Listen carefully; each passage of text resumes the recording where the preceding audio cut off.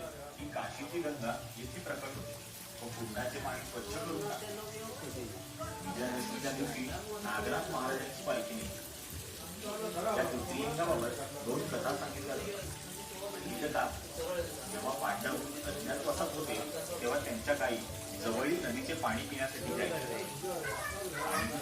त्यांचे दूध हे पाण्याबरोबर वाहत जायचे. ते भीमाला दिसतात त्याने ते धर्मराज यांना सांगितले. या नदीत जरूर कोणत्या ना कोणत्या देवाचे वास्तव्य असणार असे धर्मराजाला वाटू लागले. त्यांनी नदीचे सर्व पाणी बंद करून जमिनीचा तळ गाठण्याचे काम सुरू केले.